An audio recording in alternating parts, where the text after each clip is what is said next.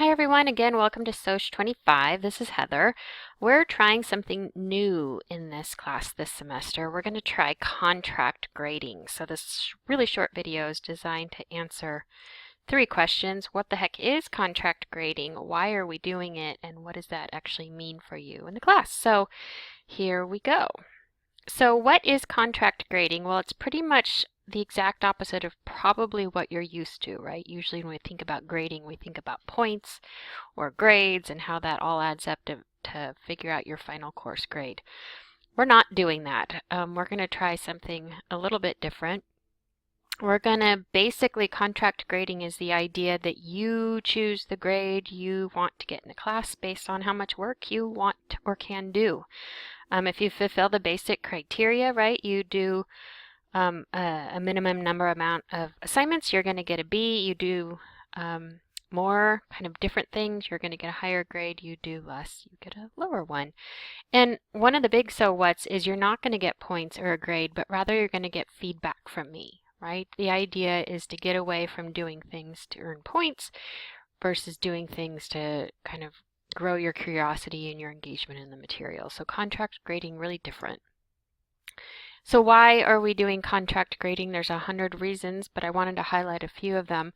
One of the big ones is to reduce bias, unconscious or conscious bias. Just like you, us instructors have bias, right? That plays out in how we grade and the grade points we give. So contract grading is designed to help get away from that. And like I said, it also puts the focus on feedback, right? That we learn, that's how we move through the world. We're getting feedback from people we work for, from our employees, from people we interact with. And the idea is to learn how to grow from feedback. And it's also designed to reward effort and risk-taking, right? If you're improving over time or you try a different type of assignment, and don't do great the first time, that's okay, right? Because that's how we learn. And then really, contract grading is designed to really allow you the opportunity to dive in and focus deeper on those things that you're interested in. So all sorts of reasons. Like I mentioned, there's different types of unconscious bias. We're going to talk about that a lot in this class. But contract grading is really designed to make sure my biases, those I'm aware of and not aware of, don't play a role in the grade you get in the class. The other thing we're focusing on here is a traditional grading model is really designed to and is framed around this idea of a fixed mindset, right? That you're either born intelligent or you're not. That, I didn't do great, so I must be a failure. I must not be, smart enough to do this. There's no way to get better at this. Why should I bother, right? That sense that we're sort of fixed in stone.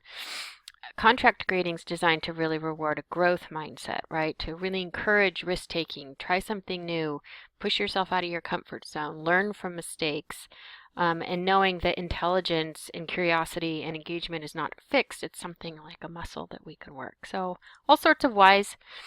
Another why we're doing contract grading is to really encourage intrinsic motivation versus extrinsic. So we don't have a lot of time to get into the difference, but extrinsic motivation is really that old grade model, right? If you do this, you'll get this many points.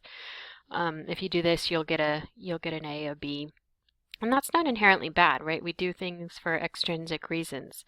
We work hard to get a promotion. We take that job to get those benefits. That's yay, it's fine. But what we also really want to encourage in this class is intrinsic motivation, that you're engaging in the material, you're thinking about the assignments, you're interacting with your fellow students, not to get points or to get a grade, but because you're curious or you want to learn more, or you're interested in exploring, how you came to understand that particular thing. So contract grading is really designed to kind of get us in this intrinsic motivation mindset.